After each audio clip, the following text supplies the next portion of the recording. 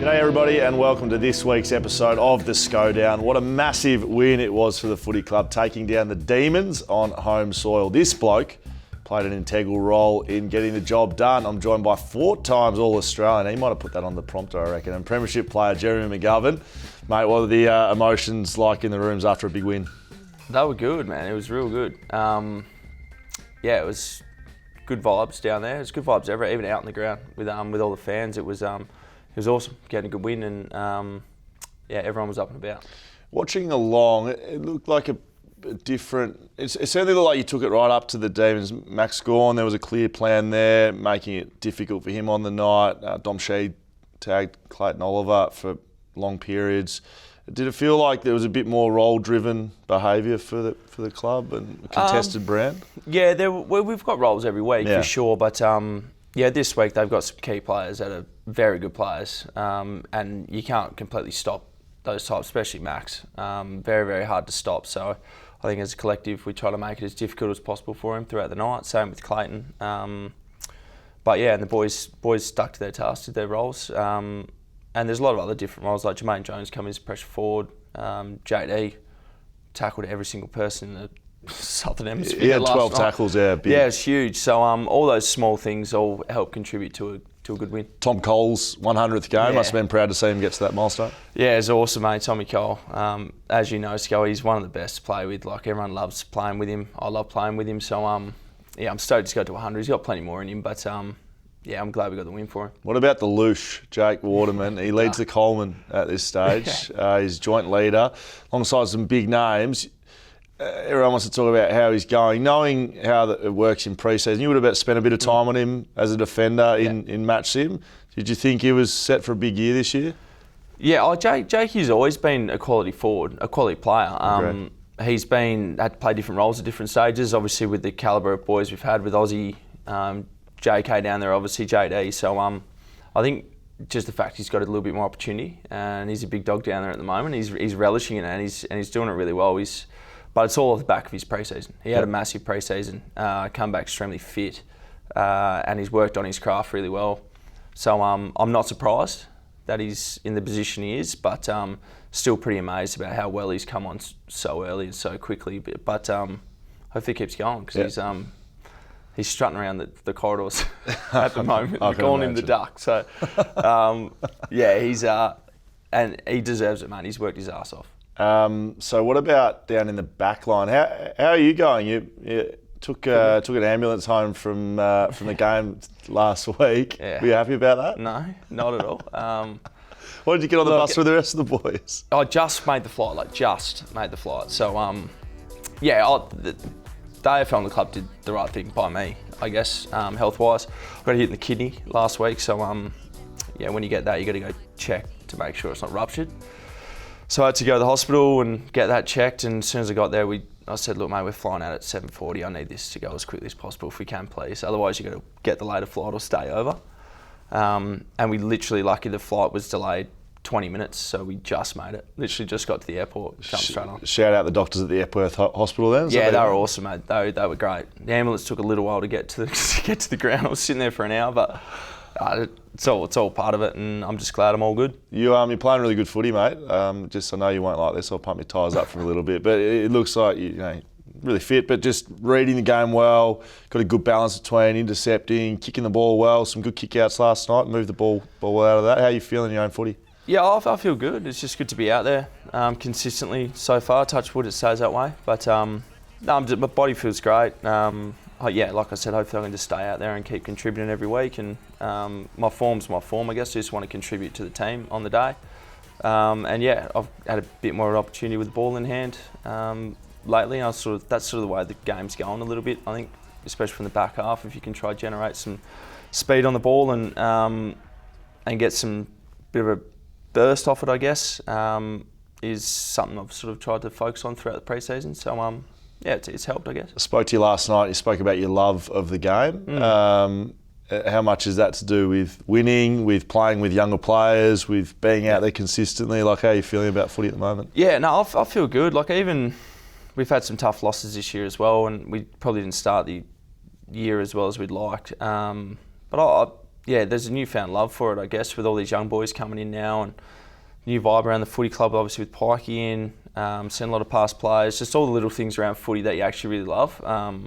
And I've really relished it and really enjoyed it. As much as I'm the oldest player on the list now. Oh boy. Which everyone keeps telling me. It's actually, the boys make you feel young again and remind you about what footy's really about. It's about enjoyment and doing it with your mates and doing all the hard stuff together. So, I've really enjoyed the time that we've had so far, and I'm looking forward to keep enjoying it. Like it. All right, we're on the Schodown, mate, so this is a part where we get to hear from our audience, our listeners. So let's see what they've got to say for you, mate. Peter Allen asks, how good does it make you feel to see the squad develop so much this season, mainly the young guys, but also the likes of Waterman, Witherden, those sorts of players?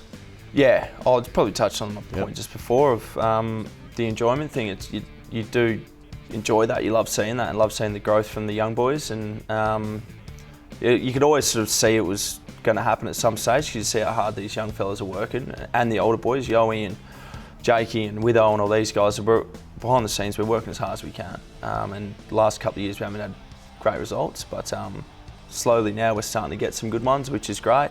But it's always good to see the young fellas especially coming on well. Hoffy is coming on really well. Obviously Harley's burst out the blocks, but even Rubes, Chess, like they're all starting to find their feet a little bit, and everyone sort of forgets they're first year, second year in the game. Yeah. So it takes a lot of time. So it's very nice to see, and it's what gets me out of bed in the morning. Both you and I know what it's like. It takes a little bit to understand how to be an AFL player and get consistent, and people forget that sometimes as well. I don't think I knew your name for the first 5 years at the footy club. Candice, it sounds like she was down in the rooms. How did it feel when all the kids in the rooms had no interest in you and Jack and all just wanted to sit down and have a photo with Harley Raid? Yeah, mate, you know what? Please, I'm there for the kids, I'm there to please, so I went straight to Harley. As good a fella as he is, he come over and gave him all the high five and got a photo with him, made that absolute live. So I'm more than happy to take the back seat. I've got to head for radio, so I don't want to really have too many photos, but Harley's a ripper, and he really did make those kids in theirs days and lives. So they're Hudson, my son's favourite player, is Harley Raid now, so... All those kids. On the back burner, You're just Hutto's dad, mate. I'm just the middleman, just linking them up to their favourite player, Harley. So I'm more than happy to do it for them. Very good. Amanda Telma Speedy asks you the question. You were quite aggressive with your kick-ins tonight or last night, Gov, getting quick ball movement and using the corridor a lot more. How much of that is Simo's game plan, and how much is you deciding we're going to take them on? I guess it's whoever's got the ball obviously needs to make that decision, but the coaching staff, Matty Knights does our kicking stuff, and he's very keen for me to back myself in and take it on when we can. So when it presents, for sure, I'll try to take it on as much as we can. So but yeah, I think it's just more the coaching staff giving you the confidence to go for it and backing you in to go for them. So and we're a lot better around the contest at the moment. So even if you don't nail it, at least we can get a good contest around that footy and try to defend behind it. So a bit of both, I guess. Individually, you're looking for it, but also coaching staff get behind you. It looks like the boys are moving quite well for the bloke kicking in. I remember Shannon Hearn, teammate of your mind, always used to say it's a bloody easy job when blokes are moving for you. Yeah. And when you look up and you see everyone just standing still, you're like, what am I meant to do here, boys? It looks like the boys are really working pretty hard. Yeah, I think it all just sort of stems off, the boys know I'm going to go for it a little bit, and we can kick it anywhere. Yep. Everyone starts moving, where you have a certain set play that you're only going to go to. No one wants to move, they don't want to stand still. So it definitely helps when everyone's fanging around and moving. I think you're going to like these two questions coming up. Hindsight Runnings asks, how good of a plumber are you actually going? I'm actually not that good of a plumber, but Correct. I was a better Sparky. I was actually a Sparky before plumbing business, so I'd say I'm a better Sparky than I am plumber. But shout out West End Plumbing. Yeah, West End, great plumbing company. If you need any services, please give us a call. Okay, well, maybe call you, or maybe this man. The Kimberley kid asks, do you think the presence of Darcy Reader at pre-season training sessions has contributed to the club's clear improvement? Oh, massive. Who's Darcy Reader? Darcy's my business partner. He's my best mate. Has he written this in? Probably. Probably. It wouldn't surprise me. But Yeah, no, that's the reason we're going so well. Darcy's been down. I do all my pre-season, off-season training with him. He's a bit of a footy nuffy, deep down. What's he do? Run the waters too? No, he runs, mate. He's a good runner. Okay. Well, compared to me, I'm not Kathy Freeman, that's for sure. But Darcy's a good runner and he loves doing it. So I do my off-season training with him. Very good. He gets himself fit. He'll be very happy with that shout out. Jonathan Dawson, I think this will finish us off. Which Premiership Eagle defenders from 92, 94, 06 do you wish you played with? There's a fair few I reckon I'd love to play with. Good history of backmen at this footy club. Yeah, there is some crackers. Like you'd love to play with Bush, like for sure. Just seeing him come off the line and smoke a few people would be great. You walk a bit taller with Bush. Even Glenn Jakovich, I'd love to play with him. Glassy a little bit more. Would you give Jacko a bit more of a lockdown role if you were playing alongside him? Maybe TB and you just put Jacko on, just lock him down? Just put him in the back pocket and just keep him there and let us go to work. Nah, yeah, see, that's what'd be great about it, is just understanding exactly how he played. Yeah. But yeah, there's so many for sure. But David Wirapunda? Oh yeah. Yeah, Wirra for sure. I wouldn't take the kick-ins if Wirra was there, that's for sure. But we've had so many.